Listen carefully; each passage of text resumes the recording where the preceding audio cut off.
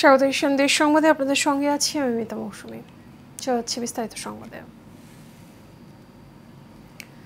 খুলনা দৌলতপুর থানা যুবদলের সাবেক সহসভাপতি মাহবুব মোল্লাকে গুলি করে হত্যা করেছে দুর্বৃত্তরা। দুপুর 1:30টার দিকে দৌলতপুর থানার পশ্চিম মহেশ্বর পাশার নিজ বাসার সামনে তাকে হত্যা করা হয়। এলাকাবাসী জানান, জুম্মার নামাজ পড়তে মাহবুব মোল্লা বাসা থেকে বের হয়। এ সময় একটি মোটরসাইকেলে 3 জন দুর্বৃত্তকারী এসে মাহবুবের মাথায় গুলি করে। এরপর তাকে এলোপাথারি কুপিয়ে পালিয়ে যায় দুর্বৃত্তরা। স্থানীয়রা মাহবুবকে উদ্ধার করে খুলনা মেডিকেল কলেজ হাসপাতালে নিয়ে গেলে চিকিৎসক তাকে মৃত ঘোষণা করেন।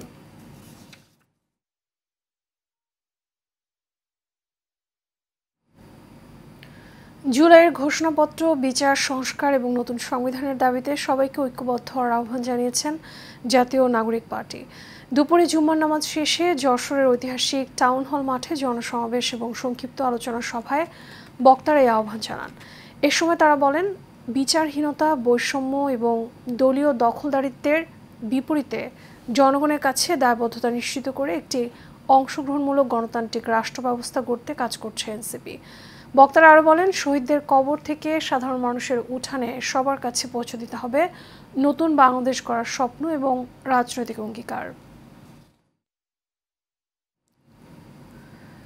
দেশে বিভিন্ন জেলায় বৃষ্টিপাত অব্যাহত থাকায় ফেনীর ফুলগাজী এবং পরশুরামের মানুষের সময় কাটছে চরম অনিশ্চয়তায়। চরম ভোগান্তি পোহাতে হচ্ছে দুর্গত এলাকার বাসিন্দাদের।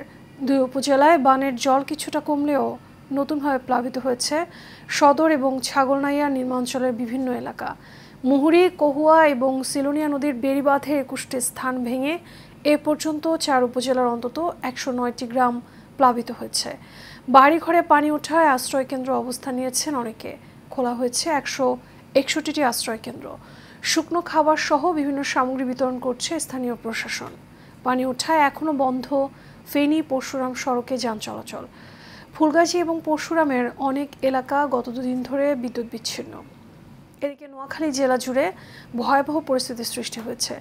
জেলার 6টি উপজেলার 57টি ইউনিয়ন এবং পৌরসভার অন্তত 2,03,000 মানুষ ক্ষতিগ্রস্ত হয়েছে। ক্ষতিগ্রস্ত পরিবারের সংখ্যা 41,840 জন। বেরিবান বান্দার সুবিধা এটাই, আমরা টান এগুলো আমরা দরকার নেই। মুড়ি নদী বারবারে টেন্ডার কাজ করে না।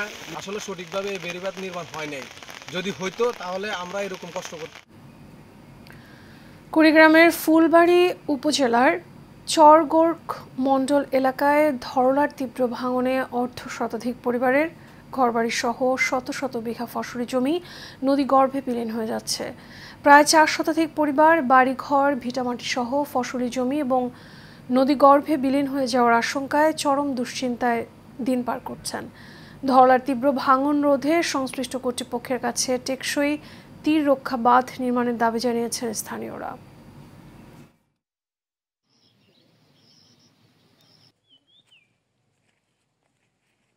আমরা অনেক ক্ষতিগ্রস্ত, সম্পূর্ণ আমাদের আবাদি জমি, বাড়ি ভিটে সব নদীর কবলে চলে গেছে। অনেক বাড়ি ঘরদার চলে গেছে, আমরা বাড়ি সারায় নিয়ে যাইতেছে। প্রায় 400-র মতো বাড়ি আজকে নদী গর্ভে বিলীন হয়ে গেছে। যদি কেউ নদী ভাঙনটা রোধ করতে, তাহলে সব পরিবার হয়তো নদী ভাঙন থেকে 4 দিন ধরে সাগরে উত্তাল ঢেউয়ের সঙ্গে লড়াই শেষে প্রাণে বেঁচে ফিরে এসেছেন বরগুনার 12 জেলে। বৃহস্পতিবার পটুয়াখালীর রাঙ্গাবালির সোনারচর সংলগ্ন বঙ্গোপসাগর থেকে তাদের জীবিত উদ্ধার করা হয়। সাগরে ভাসতে দেখে প্রথমে দুপুরে 9 জনকে এবং রাতে বাকি 3 জনকে উদ্ধার করে আলাদা আলাদা 2 ট্রলারের জেলেরা পরে নৌ পুলিশের কাছে হস্তান্তর করা হয়। উদ্ধার হওয়া জেলেরা জানান, বরগুনার পাথরঘাটা উপজেলার পশ্চিম মঠের খাল এলাকার আলমগীর খলিফার মালিকানাধীন এফবি সাইকুল ট্রলারটি গত 5 জুলাই গভীর সাগরে মাছ ধরতে যায়। 6 জুলাই সকালে পটুয়াখালীর পায়রা সমুদ্র বন্দরের শেষ বয়ার কাছে প্রবল ঢেউয়ের কবলে পড়ে ট্রলারটি ডুবে যায়। রাঙ্গাবালী নৌ পুলিশের ইনচার্জ শহীদুল ইসলাম জানান, উদ্ধার হওয়া জেলেদের প্রাথমিক চিকিৎসা শেষে পরিবারের কাছে হস্তান্তর করা হয়েছে।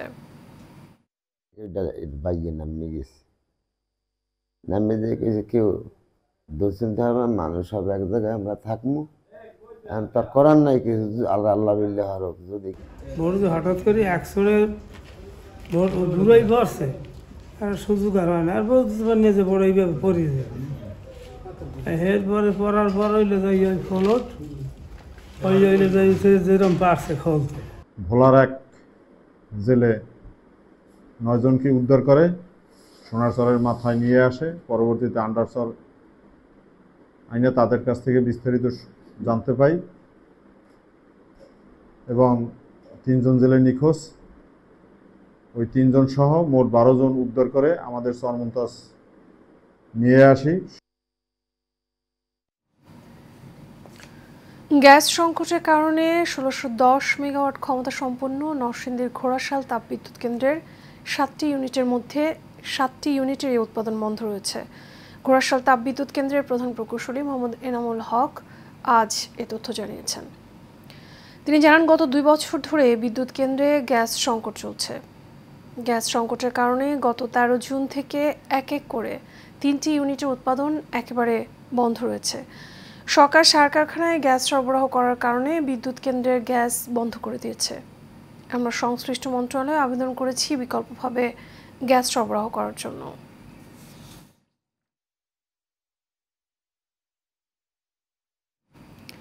সিলেট এবং সুনামগঞ্জ জেলার সীমান্তবর্তী এলাকায় অভিযান চালিয়ে 1,93,00,000 টাকার চোরাই পণ্য জব্দ করা হয়েছে। গত 2 দিন সিলেট এবং সুনামগঞ্জ জেলার সীমান্তবর্তী এলাকায় একাধিক অভিযান চালিয়ে এসব চোরাই পণ্য জব্দ করা হয়।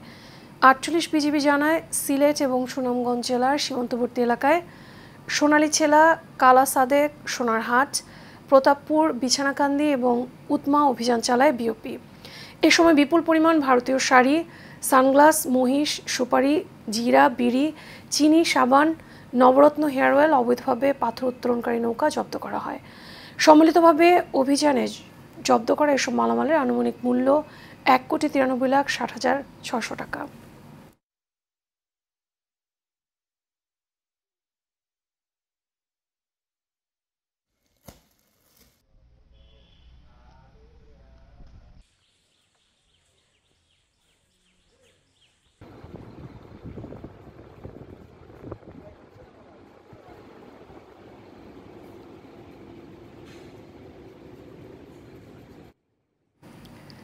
শেরপুরের নালিতাবাড়ী উপজেলার পানিহাতা সীমান্ত এলাকা দিয়ে ভারতে বসবাসকারী নারী এবং শিশুসহ 10 জনকে পুশিং করেছে ভারতীয় সীমান্তরক্ষী বাহিনী বিএসএফ।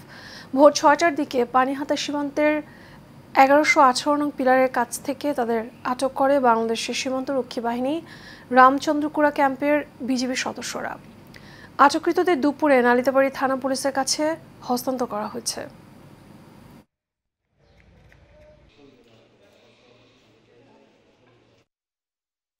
গাজীপুরের কালিয়াকৈর উপজেলার আফাসউদ্দিন মেমোরিয়াল স্কুল অ্যান্ড কলেজ এবার এসএসসি পরীক্ষায় ঈর্ষণীয় সাফল্য অর্জন করেছে। প্রতিষ্ঠানটি থেকে পরীক্ষায় অংশগ্রহণ করা সব শিক্ষার্থী উত্তীর্ণ হয়েছে, যার মধ্যে 72 জন শিক্ষার্থী পেয়েছেন GPA 5। বিদ্যালয় কর্তৃপক্ষ জানিয়েছে, এই সাফল্যের পেছনে রয়েছে কঠোর পরিশ্রম, নিয়মিত পাঠদান, অভিজ্ঞ শিক্ষকবৃন্দের সঠিক দিক নির্দেশনা এবং অভিভাবকদের সার্বিক সহযোগিতা। শিক্ষার্থীদের একনিষ্ঠতা এবং অধ্যবসায় এই অর্জনে বড় ভূমিকা রেখেছে। প্রতিষ্ঠানটির অধ্যক্ষ বলেন, আমরা বরাবরই মানসম্পন্ন শিক্ষা নিশ্চিত করার চেষ্টা করি। শিক্ষার্থীদের নৈতিক এবং মানবিক মূল্যবোধের উন্নয়নের পাশাপাশি মেধার বিকাশে আমরা কাজ করে যাচ্ছি। এই ফলাফল আমাদের সেই প্রচেষ্টারই প্রতিফলন।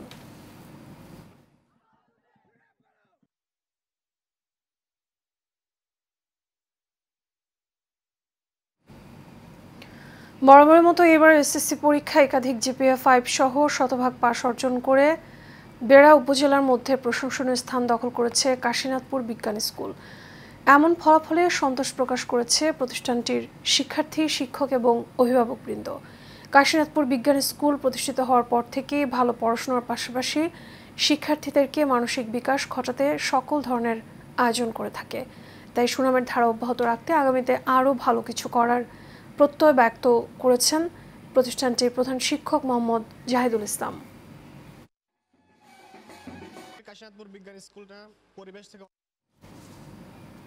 গাজীপুরের টঙ্গীতে ছিনতাই, কিশোর গ্যাং এবং চাঁদাবাজির বিরুদ্ধে প্রতিবাদ এবং অবস্থান কর্মসূচি পালন করেছেন টঙ্গী পূর্ব থানা যুবদল। টঙ্গী বাজার মিতালি পাম্প থেকে একটি বিক্ষোভ মিছিল বের হয়ে ফ্লাইওভারের উপরে গিয়ে প্রতিবাদ সভায় শেষ হয়। টঙ্গী এবং আবদুল্লাপুর সহ বিভিন্ন স্থানে ছিনতাই এবং অন্যান্য অপরাধের বিরুদ্ধে যুবদল নেতা অভি দেওয়ানের উদ্যোগে প্রতিবাদ সভায় উপস্থিত ছিলেন গাজীপুর মহানগর যুবদল নেতা সৌমিক সরকার সহ যুবদলের নেতাকর্মীরা। সমাবেশে মহানগর যুবদল নেতা সৌমিক সরকার এবং ছিনতাইকারীর ছুরিকাঘাতে নিহত কলেজ ছাত্র মাহফুজুর রহমানের হত্যাকারীদের দ্রুত গ্রেফতারের দাবি জানানো হয়। নারায়ণগঞ্জ ১ আসন থেকে বিএনপির মনোনয়ন প্রত্যাশী কেন্দ্রীয় যুবদলের সাবেক নির্বাহী কমিটির সহ সাধারণ সম্পাদক দুলাল হোসেন নিজ গ্রামবাসীর কাছে বিএনপির ভারপ্রাপ্ত চেয়ারম্যান তারেক রহমানের দেয়া ৩১ দফা লিফলেট বিতরণ এবং মতবিনিময়ের সভা করেছেন।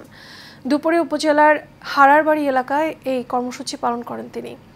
এ সময় গ্রামবাসীর উদ্দেশ্যে দুলাল হোসেন বলেন, শুধুমাত্র বিএনপি রাজনীতির সাথে জড়িত থাকায় বিগত ১৬ বছর নিজ এলাকায় তাকে আসতে দেয়নি ফ্যাসিস্ট আওয়ামী লীগ। দলের নির্দেশ পালন করতে গিয়ে কারাবরণ, নির্যাতন আর দমন পীড়নের শিকার হয়েছেন। এরপরও নিজ এলাকার মানুষের জন্য তিনি কাজ করে গেছেন এবং আগামীতেও কাজ করে যাবেন বলে জানান।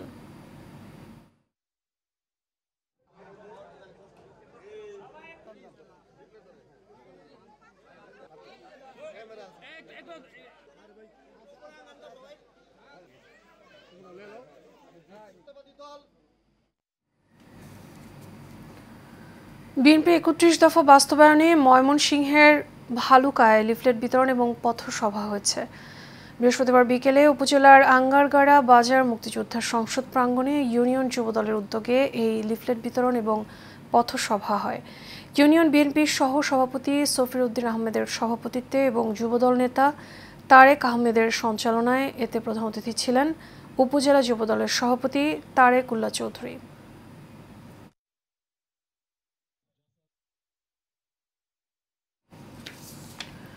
গাজীপুরে কালিয়াকৈরে সূত্রাপুর ঢালজোড়া শ্রীফলতলী ইউনিয়নে বিএনপির ঘোষিত নতুন আহ্বায়ক কমিটি বাতিলের দাবিতে পৃথক পৃথক বিক্ষোভ মিছিল এবং প্রতিবাদ হয়েছে।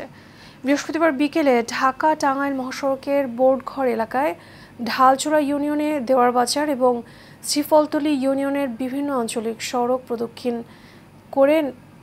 করে নেতাকর্মীরা। সূত্রাপুর ইউনিয়ন বিএনপির সাবেক সভাপতি নুরুল আমিনের সভাপতিত্বে এ সময় আরও উপস্থিত ছিলেন কালিয়াকৈর উপজেলা বিএনপির সাবেক সহ সভাপতি আজিবুর রহমান মাস্টার, সাবেক যুগ্ম সম্পাদক সানোয়ার হোসেন মাস্টার সহ আরও অনেকে।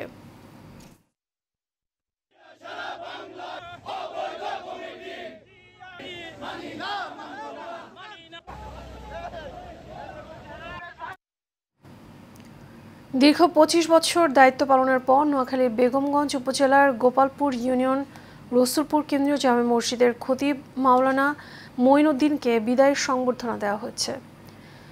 জুম্মা নামাজের পর মসজিদ কমিটির সভাপতি মনিরুল ইসলাম আজাদের সভাপতিত্বে রসুলপুর ইউএসএ কমিউনিটি অর্থায়নে এলাকাবাসীর তত্ত্বাবধানে এই বিদায়ী সংবর্ধনা দেওয়া হয়।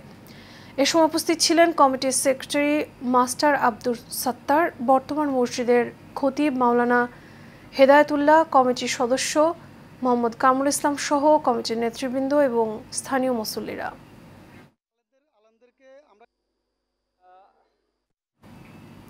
এশিয়ান দেশ সংবাদ এ পর্যন্ত। আমাদের পরবর্তী সংবাদ দেখার আমন্ত্রণ রইল। আপনাদের সাথে থাকার জন্য ধন্যবাদ সবাইকে।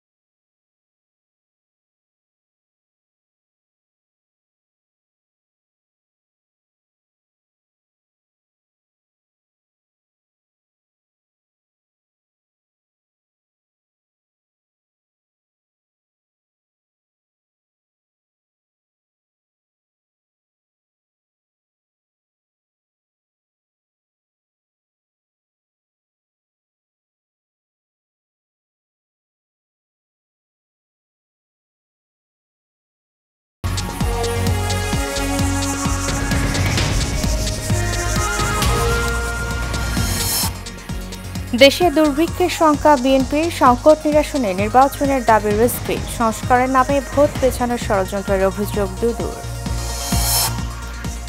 ফেনী ও নোয়াখালীতে বন্যা পরিস্থিতির অবনতি, নতুন করে বেশ কিছু এলাকা প্লাবিত, খাবার ও পানি সংকট চরম। অতিবৃষ্টি ও বন্যার অজুহাতে কাঁচামরিচের অস্বাভাবিক দাম বৃদ্ধি, সব ধরনের সবজিতে বেড়েছে 20 থেকে 30 টাকা। এবং রাজধানীর সূত্রাপুরে গ্যাস লিকেজ থেকে বিস্ফোরণে একই পরিবারে 5 জন দগ্ধ, জাতীয় বার্ন ইনস্টিটিউটে ভর্তি।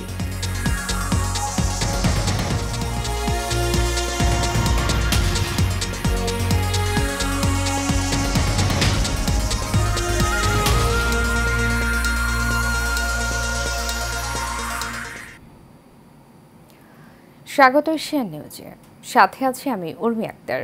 এতক্ষণ শুনছিলেন বিআরবি কেবল ইন্ডাস্ট্রিজ লিমিটেড সংবাদ শিরোনাম। এবারে চলে যাব পুরো খবরে। দেশের সার্বিক অর্থনৈতিক পরিস্থিতি বিবেচনা করে দুর্ভিক্ষের আলামত দেখছে বিএনপি।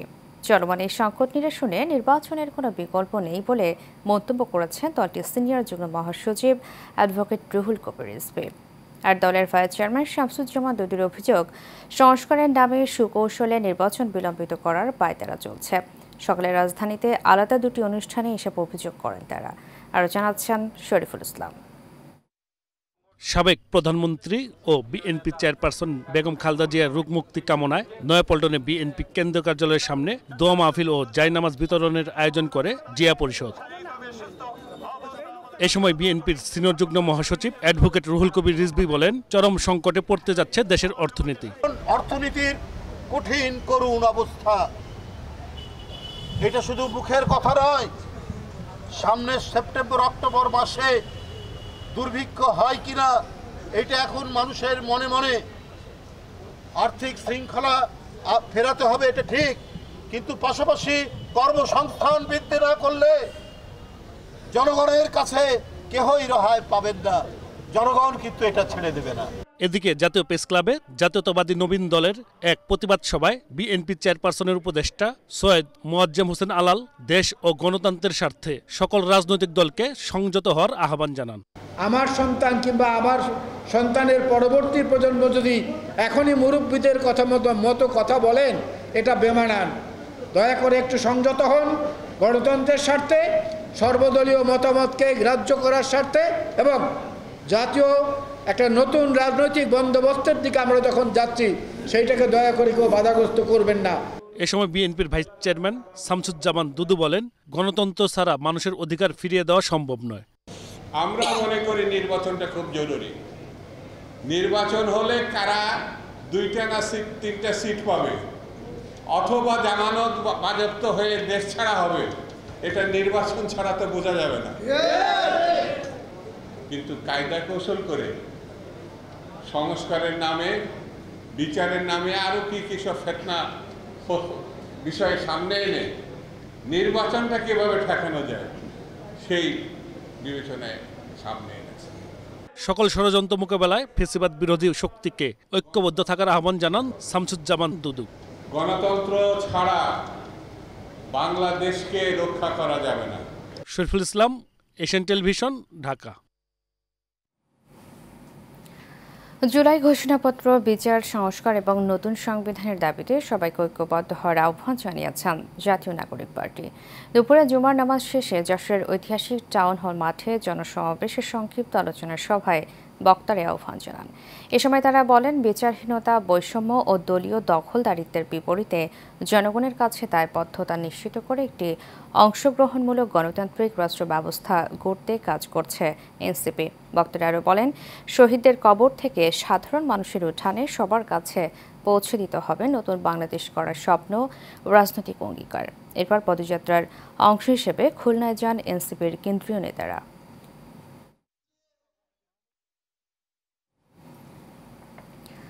দেশের বিভিন্ন জেলায় বৃষ্টিপাত অব্যাহত থাকায় ফেনীর ফুলগাজী ও পরশুরামের মানুষের সময় কাটছে চরম অনিশ্চয়তায়। চরম ভোগান্তি পোহাতে হচ্ছে দুর্গত এলাকার বাসিন্দাদের।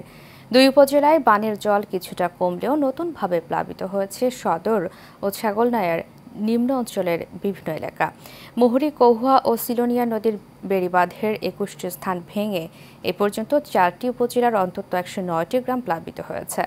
বাড়িঘরে পানি ওঠায় আশ্রয়কেন্দ্রে অবস্থান নিয়েছেন অনেকে। খোলা হয়েছে 161টি আশ্রয়কেন্দ্র। শুকনো খাবার সহ বিভিন্ন সামগ্রী বিতরণ করছে স্থানীয় প্রশাসন। পানি ওঠা এখনও বন্ধ ফেনী পরশুরাম সড়কের যান চলাচল। ফুলগাজী ও পরশুরামের অনেক এলাকা গত দুদিন ধরে বিদ্যুৎ বিচ্ছিন্ন। এদিকে নোয়াখালী জেলা জুড়ে ভয়াবহ পরিস্থিতির সৃষ্টি হয়েছে। জেলার 6টি উপজেলার 57টি ইউনিয়ন ও পৌরসভার অন্তত 2,03,000 মানুষ ক্ষতিগ্রস্ত হয়েছে। ক্ষতিগ্রস্ত পরিবারের সংখ্যা 41,840 জন। আশ্রয় নিচ্ছি প্রায় 15-20 পরিবার, কিন্তু আমরা কোনো খাওয়া দাওয়া, কোনো ওষুধপত্র, কোনো কিছু সরকারি বেসরকারিভাবে আমরা কিছুই পাইতেছি না। তাই আমরা বেরিবান বান্ধার সুযোগ সুবিধা এটাই, আমরা টান এগুলো আমরা দরকার নেই। মুহুরী নদী বারবারে টেন্ডার কাজ করে না। আসলে সঠিকভাবে এই বেড়িবাঁধ নির্মাণ হয় নাই। যদি হইতো তাহলে আমরা এরকম কষ্ট করতে হতো না। সারা দেশের বৃষ্টি এবং কোথাও কোথাও বন্যার প্রভাবে বাড়তে শুরু করেছে সব ধরনের সবজির দাম। বিশেষ করে দুদিনের ব্যবধানে কাঁচা মরিচের দাম বেড়েছে কেজি প্রতি 200 টাকা। অন্যান্য সবজির দাম বেড়েছে কেজিতে 20 থেকে 30 টাকা করে। একই সাথে বেড়েছে চালের দামও। তবে স্বাভাবিক রয়েছে আলু, পেঁয়াজ এবং অন্যান্য মুদিপণ্যের দর। কাউসার আহমেদের রিপোর্ট। টানা কয়েকদিনের রাজধানী ঢাকাসহ দেশের বিভিন্ন স্থানে একটানা বৃষ্টি থাকায় বাজারে শাকসবজি, মাছ ও অন্যান্য নিত্য সামগ্রীর সরবরাহ যেমন কমেছে, সেই সঙ্গে পাল্লা দিয়ে বাড়ছে এসব পণ্যের দাম।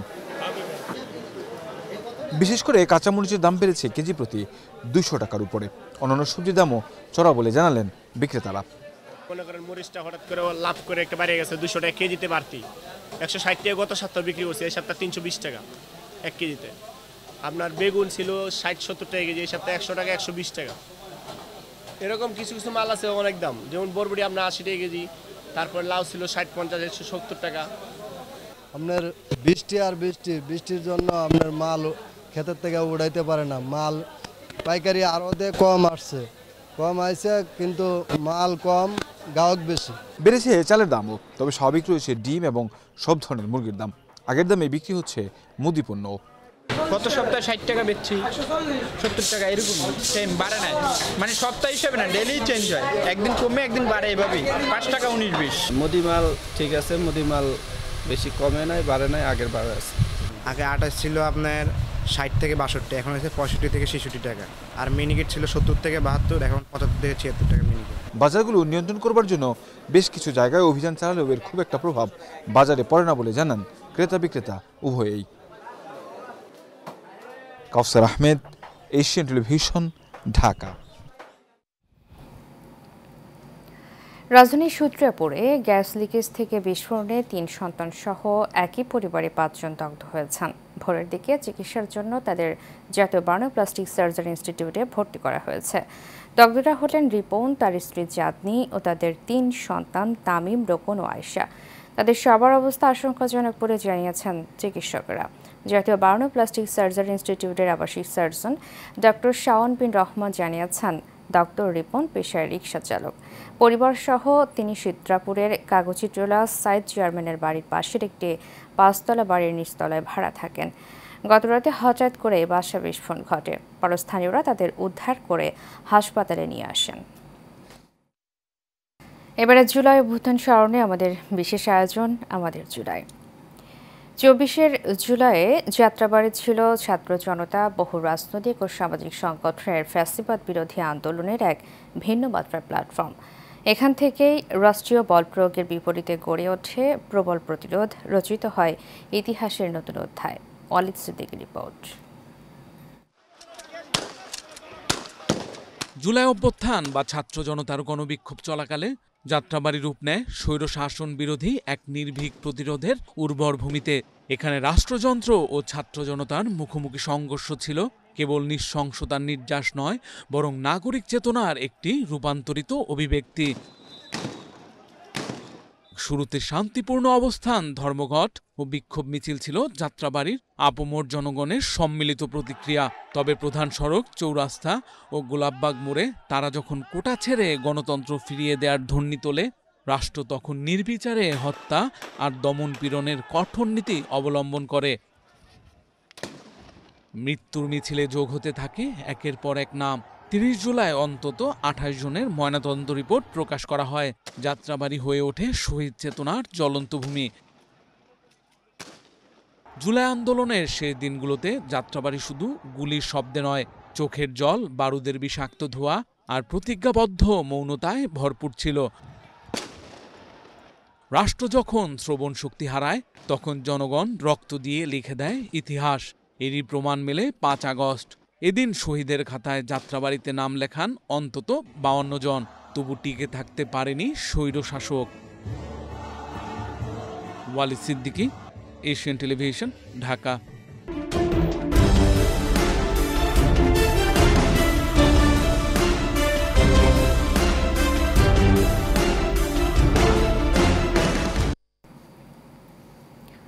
খুলনা দৌলতপুর থানা যুবদলের সাবেক সহ সভাপতি মাহবুব মোল্লাকে গুলি করে হত্যা করেছে দুর্বৃত্তরা। দুপুর 1টার দিকে দৌলতপুর থানার পশ্চিম মহেশ্বর পাশার নিজ বাসার সামনে তাকে হত্যা করা হয়। এলাকাবাসী জানান, জুমার নামাজ পড়তে মাহবুব মোল্লা বাসা থেকে বের হয়। এ সময় একটি মোটরসাইকেলে 3 জন দুর্বৃত্তকারী এসে মাহবুবের মাথায় গুলি করে। এরপর তাকে এলোপাথারি কুপিয়ে পালিয়ে যায় দুর্বৃত্তরা। স্থানীয়রা মাহবুবকে উদ্ধার করে খুলনা মেডিকেল কলেজ হাসপাতালে নিয়ে গেলে চিকিৎসক তাকে মৃত ঘোষণা করেন। নিহত মোল্লা মাহবুবুর রহমান দৌলতপুর থানা যুবদলের সহ সভাপতি ছিলেন। গত 18 ফেব্রুয়ারি কুয়েটে শিক্ষার্থীদের সঙ্গে সংঘর্ষের সময় রামদাহাতে তার ছবি ছড়িয়ে পড়ে। এ ঘটনায় ওই রাতে সংগঠন থেকে মাহবুবকে বহিষ্কার করা হয়।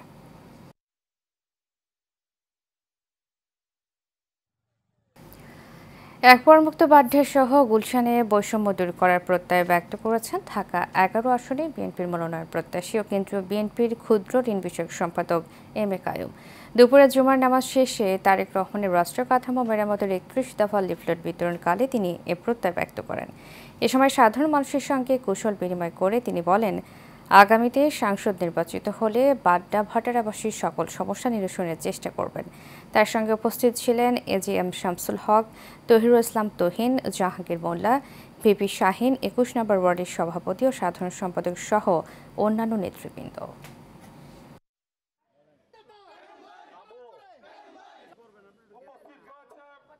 আগামী দিনে বিএনপি ক্ষমতায় আসলে আমি বিএনপি থেকে নমিনেশন পেলে এলাকায় সংসদ সদস্য হতে পারলে এলাকা প্রথমত আমরা মাদক মুক্ত করব, সন্ত্রাস মুক্ত করব, চাঁদা মুক্ত করব এবং গুলশানের সাথে বাড্ডার উন্নয়নের যে বৈষম্যটা রয়েছে এই বৈষম্য ইনশাআল্লাহ পূরণ করার চেষ্টা করব। তেজগাঁও লিংক রোডে সাউথ ইস্ট বিশ্ববিদ্যালয়ের পূর্ব পাশে যারা কার হাউসের ঢাকা শাখার উদ্বোধন করা হয়েছে। উদ্বোধনী অনুষ্ঠানের প্রধান অতিথি হিসেবে উপস্থিত ছিলেন ঢাকা মহানগর উত্তর বিএনপির সাবেক আহ্বায়ক সাইফুল আলম নীরব। এ সময় আরও উপস্থিত ছিলেন প্রতিষ্ঠানের চেয়ারম্যান রাকিবুল হাসিব, পরিচালক নূর উদ্দিন মোহাম্মদ সাবির এবং সিও মামুনুর রশিদ মামুন। এ সময় সাইফুল আলম নীরব বলেন, দীর্ঘ 17 বছর বিএনপির নেতাকর্মীরা ব্যবসা বাণিজ্য করতে পারেনি, তাই তারা আজ স্বাধীনভাবে সবার সহযোগিতায় ব্যবসা করতে চায়।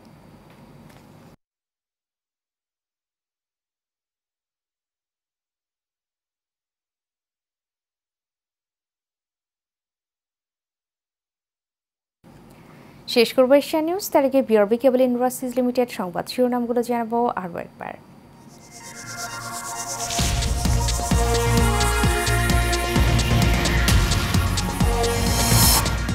দেশে দুর্ভিক্ষের সংখ্যা বিএনপির, সংকট নিরসনে নির্বাচনের দাবি রিজভির, সংস্কারের নামে ভোট পেছানোর ষড়যন্ত্রের অভিযোগ দুদূর।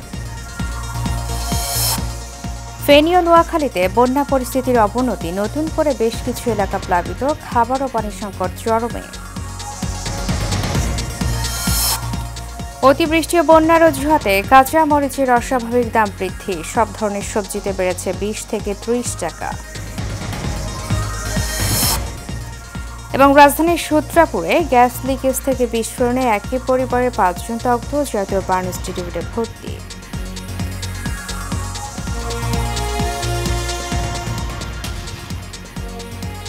এশিয়া নিউজ এ পর্যন্ত। পরবর্তী সংবাদ দেখার আমন্ত্রণ জানিয়ে শেষ করছি। ধন্যবাদ সবাইকে।